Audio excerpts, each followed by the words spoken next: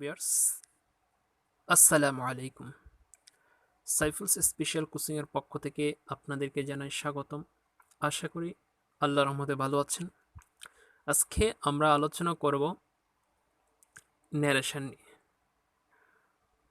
তো ন্যারেশনকে আমি 4টি পার্টে আলোচনা করব। প্রথম পার্ট হচ্ছে ন্যারেশনের বেসিক ডিসকাশন। দ্বিতীয় পার্ট হচ্ছে সেন্টেন্স ন্যারেশন।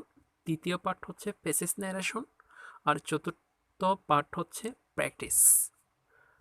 তো আজকের আলোচনার বিষয় হচ্ছে বেসিক ডিসকাশন নিয়ে। ন্যারেশন করতে হলে আমাদের যে বিষয়গুলো মাস্ট বি প্রয়োজন, সেই বিষয়গুলো আমরা আলোচনা করব। তো প্রথমে ন্যারেশনের জন্য আমাদের কিছু বিষয় অবশ্যই জানা দরকার।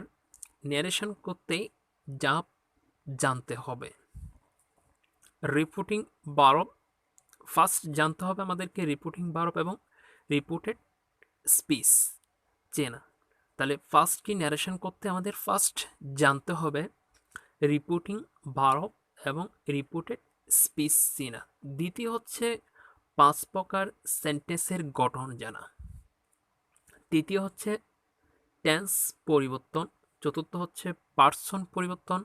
পঞ্চম হচ্ছে সাবজেক্ট, অবজেক্ট, পসেসিভ সম্পর্কে জানা। আর ষষ্ঠ হচ্ছে অ্যাডভার্বিয়াল ফ্রেজ সম্পর্কে জানা। তাহলে ন্যারেশন করতে হলে আমাদের 6টা বিষয় প্রয়োজন।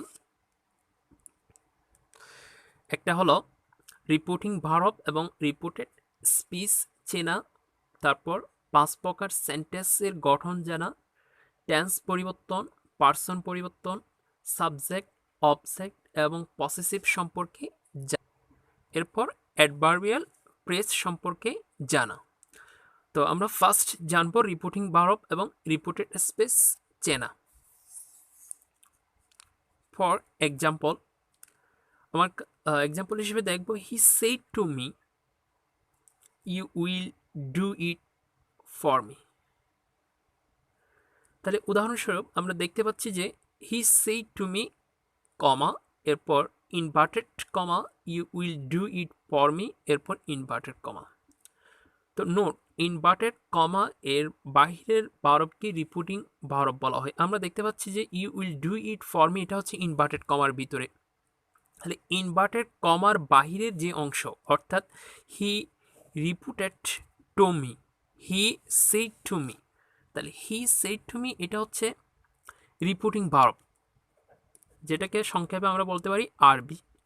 তাহলে হি সেড টু মি এটা হচ্ছে ইনভার্টেড কমার বাইরে। ইনভার্টেড কমার বাইরের অংশকে বলা হয় রিপোর্টেড ভার্ব, আর ইনভার্টেড কমার ভিতরের অংশকে বলা হয় রিপোর্টেড স্পিচ। তাহলে ইনভার্টেড কমা এর ভিতরের সেন্টেন্সকে বলা হয় রিপোর্টেড স্পিচ। তাহলে ইনভার্টেড কমার ভিতরের অংশ you will do it for me, এটাই হচ্ছে রিপোর্টেড স্পিচ, আর এটা হচ্ছে রিপোর্টিং ভার্ব। ইনভার্টেড কমার বাইরের অংশ হচ্ছে রিপোর্টিং ভার্ব, আর ইনভার্টেড কমার ভিতরের অংশ হচ্ছে রিপোর্টেড স্পিচ। 5 প্রকার সেন্টেন্স চিনার উপায়। তাহলে 5 প্রকার আমরা সেন্টেন্স চিনব। অ্যাসার্টিভ সেন্টেন্স চিনার উপায় হচ্ছে শেষে ফুল স্টপ হওয়া, শুরুতে সাবজেক্ট হওয়া, প্লাস ভার্ব হওয়া, প্লাস অবজেক্ট হলে সেটাকে আমরা অ্যাসার্টিভ সেন্টেন্স বলবো। তার মানে আমরা অ্যাসার্টিভ সেন্টেন্স চিনার উপায় হচ্ছে শুরুতে সাবজেক্ট এবং শেষে ফুল স্টপ হবে।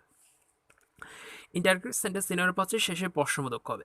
ইন্টারগ্রেটিভ সেন্টেন্স চিনার উপায় হচ্ছে শেষে প্রশ্নবোধক হবে। আর ইম্পারেটিভ সেন্টেন্স চিনার উপায় হচ্ছে শুরুতে ভার্ব অথবা লেট অথবা প্লিজ অথবা কাইন্ডলি এবং শেষে যদি ফুল স্টপ থাকে তাহলে সেটাকে আমরা ইম্পারেটিভ সেন্টেন্স বলবো।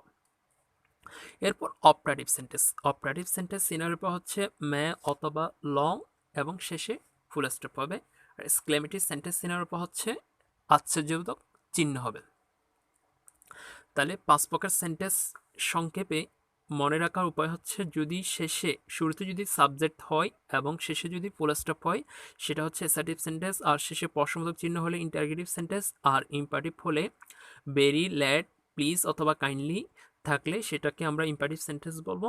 আর অপারেটিভ সেন্টেন্স হচ্ছে শুরুতে মে অথবা লং থাকবে, এবং এক্সক্লেমেটিভ সেন্টেন্স চিহ্নের উপায় হচ্ছে প্রশ্নবোধক চিহ্ন হবে। আশ্চর্যবোধক চিহ্ন থাকলে সেটাকে আমরা এক্সক্লেমেটরি সেন্টেন্স বলবো। টেন্সের পরিবর্তন।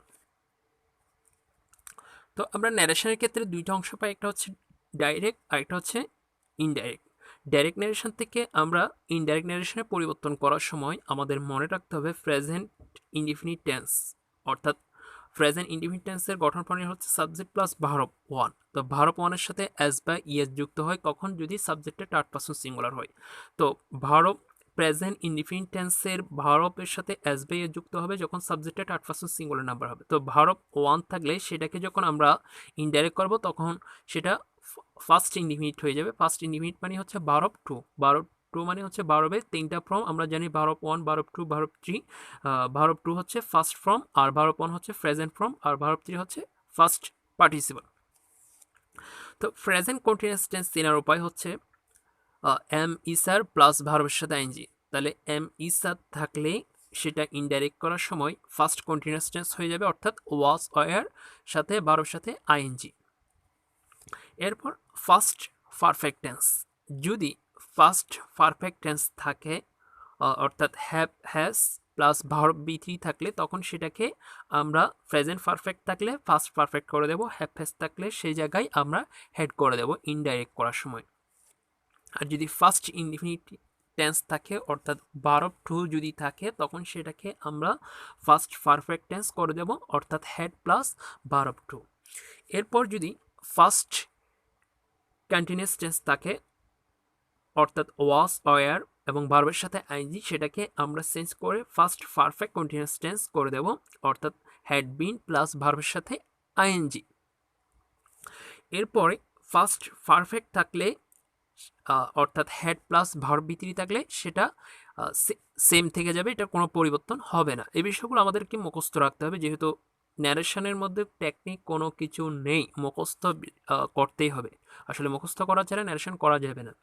এরপর ফিচার ইনডিফিনিট টেন্স থাকলে অর্থাৎ শ্যাল উইল থাকলে feature feature in the first হয়ে যাবে ইনডাইরেক্ট করার সময়, তখন আমাদেরকে দিতে হবে কি শ্যাল এবং উড, মানে শ্যাল উইল থাকলে সেটা পরিবর্তন হয়ে শুড উড হয়ে যাবে, শ্যাল উইলের পরিবর্তে শুড উড হয়ে যাবে।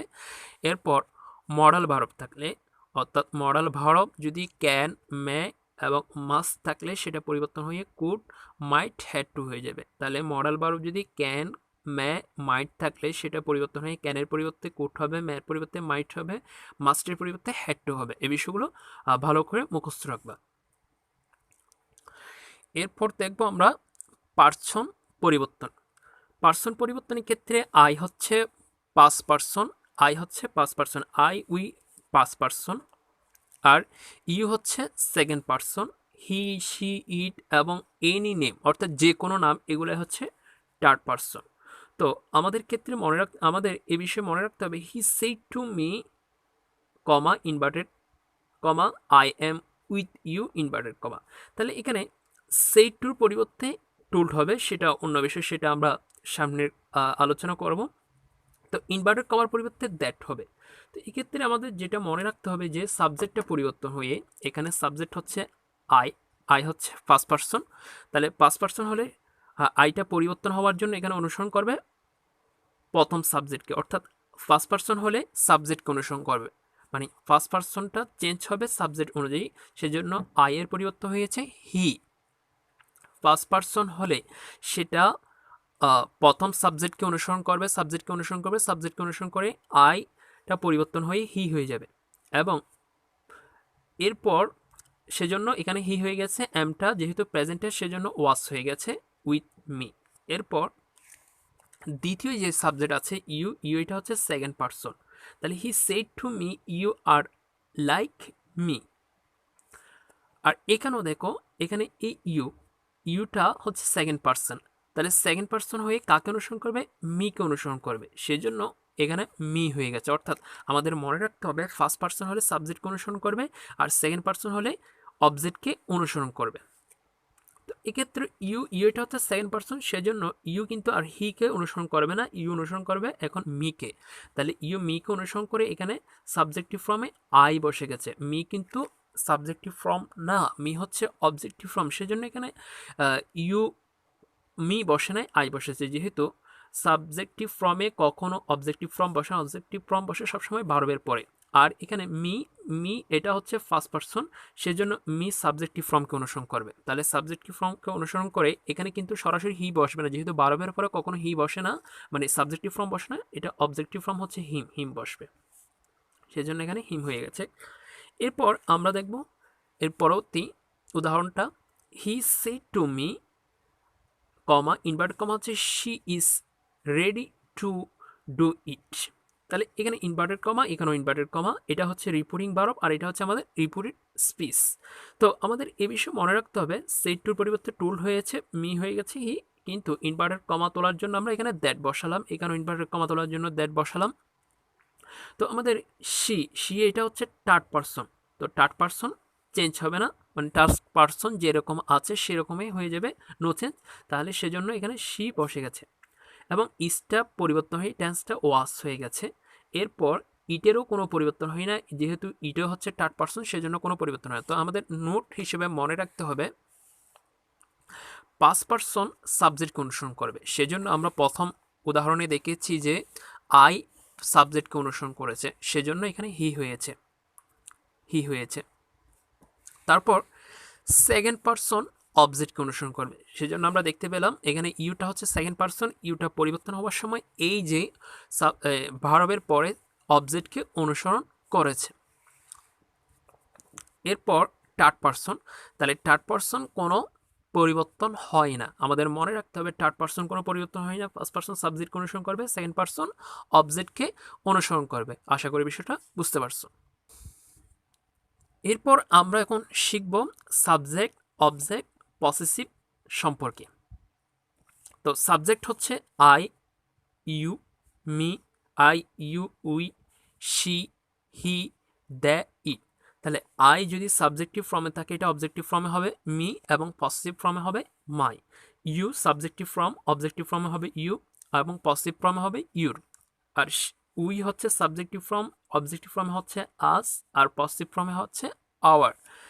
তারপর সাবজেক্টিভ ফর্ম হচ্ছে শি, অবজেক্টিভ ফর্ম হচ্ছে হার এবং পসেসিভ ফর্ম হচ্ছে হার। সাবজেক্টিভ ফর্ম হচ্ছে হি, অবজেক্টিভ ফর্ম হচ্ছে হিম আর পসেসিভ ফর্ম হচ্ছে হিস। সাবজেক্টিভ ফর্ম হচ্ছে দ্য আর অবজেক্টিভ ফর্ম হচ্ছে দ্যাম আর পসেসিভ ফর্ম হচ্ছে দিয়ার। সাবজেক্টিভ ফর্ম হচ্ছে ইট, অবজেক্টিভ ফর্ম হচ্ছে ইট এবং পসেসিভ ফর্ম হচ্ছে ইটস। আশা করি আমরা সাবজেক্ট, অবজেক্ট এবং পসেসিভ সম্পর্কে জানলাম। অ্যাডভার্বিয়াল ফ্রেজ সম্পর্কে আমরা জানব। তো ডাইরেক্ট এবং ইনডাইরেক্ট, ডাইরেক্টে যদি নাও থাকে এখন, তাহলে ইনডাইরেক্ট করার সময় দেন হয়ে যাবে। আর যদি হিয়ার থাকে এখানে, সেটা পরিবর্তন হয়ে ইনডাইরেক্টে দেয়ার হয়ে যাবে। আর দিস মানে এটি, এটা পরিবর্তন হয়ে দ্যাট হয়ে যাবে। তারপর দিস থাকলে দোষ হয়ে যাবে, আর এগো থাকলে বিফোর হবে, টুডে থাকলে দ্যাট ডে হবে, ইয়েস্টারডে থাকলে দ্য প্রিভিয়াস ডে হবে, টুমরো থাকলে দ্য নেক্সট ডে এবং ফলোয়িং ডে হবে। তো ভিউয়ার্স, আজকে আমরা শিখতে পারলাম রিপোর্টিং ভার্ব চেনা এবং রিপোর্টেড স্পেস চেনা, 5 প্রকার সেন্টেন্সের গঠন জানা, টেন্সের পরিবর্তন, পার্সনের পরিবর্তন, সাবজেক্ট, অবজেক্ট এবং পসিভ সম্পর্কে জানলাম এবং অ্যাডভার্বিয়াল ফ্রেজ সম্পর্কে জানলাম। এবং আগামী পর্ব, দ্বিতীয় পর্ব সেন্টেন্স ন্যারেশন সম্পর্কে জানবো। আগামী পর্ব দেখার জন্য আমন্ত্রণ জানিয়ে আজকের ক্লাস এখানে শেষ করলাম। আসসালামু আলাইকুম।